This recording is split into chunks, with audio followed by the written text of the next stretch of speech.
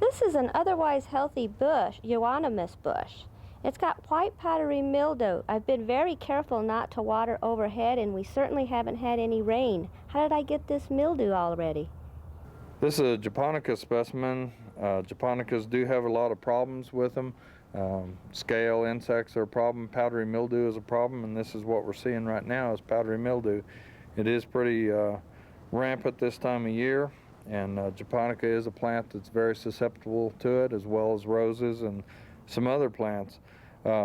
When the powdery mildew is kind of in full-blown growth, it gets very almost like bread mold. You have a white powdery substance on sometimes the top side or the underside of the leaf, or with roses you may have a bud and it has all this white underneath the bud. You will get some leaf discoloration, some leaf distortion. You do need to spray with a recommended fungicide. If the disease is really going pretty good on the plant, fungicides may not do that much good to it because it's already under heavy attack. So it may require shearing some of the damaged foliage off and then spraying with the fungicide so that you can get some kind of preventative control on it. But japonicas are very, very susceptible to powdery mildew. It's something that you can look at probably spraying on an annual basis, if not more than once a year. So you may want to think about replacing the shrub with something that's not so troublesome. What I have here is a holly shrub that's growing out beside my house. The leaves are starting to curl up on the edges. Some of them are getting extremely yellow. Some of them are getting brown out on the outer edges, and most of them are starting to feel a little crispy. I was wondering if I have a watering problem, disease problem, or what can I do to save this plant?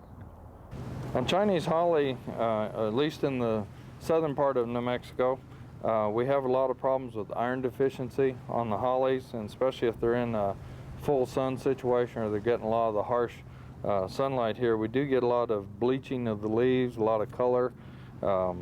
Again, the micronutrients, since our soils are pretty alkaline, we have a lot of micronutrient deficiencies. You possibly could get this greened up a little bit with the use of a fertilizer that does have a little bit higher number of micronutrients in it.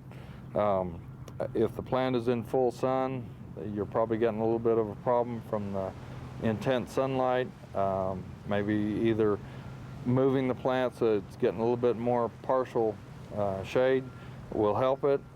The reason that it's so kind of tight here with so many little shoots, again, is probably some of the micronutrients that are lacking and cause the rosetting, where we're getting all the leaves bunching up together. So this is kind of normal for a holly in the southern part of New Mexico. We don't really recommend them for use that much because our alkaline soils do create a lot of problems. So again, the use of a micronutrient fertilizer will help to green this up a little bit. My pine trees have these brown tips and these yellow spots in the middle of their pine needles, and I was wondering what could be causing it. Okay, the sample of pine here, we do have a little dead tip on it, and we're going to kind of break it back, and you can see there is a little opening in there. You can see on that one, and that is pine tip moth. There is a spray schedule for spraying pine tip moth. It does damage, especially the Afghan pines in the southern part of the state.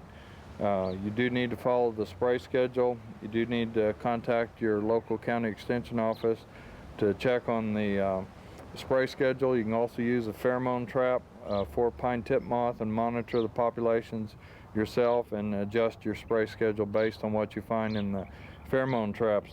This also has a little bit of stickiness on it. It might possibly have had some aphids on it earlier.